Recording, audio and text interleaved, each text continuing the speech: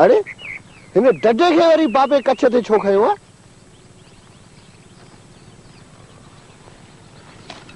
दादा हू जेके अॻियां टुकड़ा आहिनि से हिन साल कराया अथम। वाह साईं वाह, फसल भलो थियो आहे। आचार्य जन खे ॾिना हुअमि। हा साईं हा, मूंखे ख़बर आहे, पर कोन हलिया हुआसीं जो फ़ैसिलो थियो। पर दादा तो वारो पुट अॼुकल्ह छा पियो करे? साईं हमरा ई कराईंदो आहे मूंखे बनीअ में। छो पढ़णु छॾे ॾिनई छा? स्कूल न वेंदो हो? साईं हा, थोरो निभागो थी पियो, 8 जमायतूं पास करे घर वेही रहियो। चांहि त लॻियूं त इहे खोड़ आहिनि। साईं तव्हां वटि को लिख पढ़ जो कमु हुजे त महिरबानी करे मुंहिंजे बचिड़े खे नौकिरी ॾियो। ॾिसूं था, अगरि को कमकार थियो त घुराए वठंदासीं, पर कमु कंदो सही। सॼो ॾींहुं वते तो मास्तर सां समाजी ख़िदमतूं कंदो। साईं आहे वांदो तॾहिं किथे न किथे कमिरो कंदो रहे थो। तव्हां महिरबानी कंदो बाबा त तव्हांजे ख़िदमत में सॼो ॾींहुं हाज़िर हूंदो।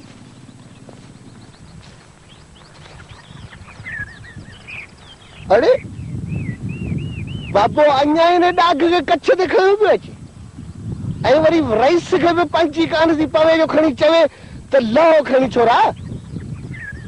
अड़े अहिड़ी तो वञी ठेप ॾियांसि जो रईस बि यादि कंदो।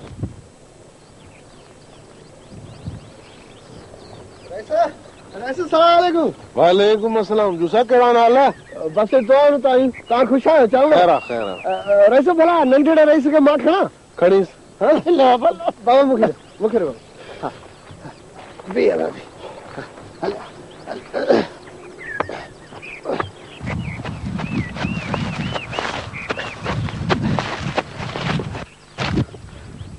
लाए। छो बा? मूंखे लाए। अरे खयो मुंहुं में टंग में सूर वरी तोखे पियो आहे? लाए मूंखे लाए। अरे नंढा जीअं तुंहिंजी मर्ज़ी अचे। छा थियो बाबा? छा थियो? छा थियो पुट? कुमी खाधई त कोन? अरे धने जा पुट, तूं हज ते खयो पियास पोइ छो लाथईस? साईं तव्हां त हरू भरू नाराज़ था थियो। बोतार रईस नंढे पाण चयो त मूंखे हेठि लाहे।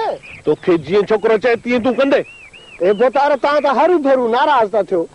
मुंहिंजो त हिन में को ॾोह ई कोन्हे। को ॾोह कोन्हे? अहिड़ी त लपाट हणां छोकिरे जो हां फाटी पया त पोइ? ए साईं छोकिरे जो हां को फूकड़ो थोरी आहे जो फाटी पवे आहे। अड़े हिते जेकॾहिं को नाक हुजे तॾहिं बि छोकिरे खे लाही आहे। साईं बादशाह तव्हां त हरू भरू था नाराज़ थियो। मूं त रईस नंढे जे चवण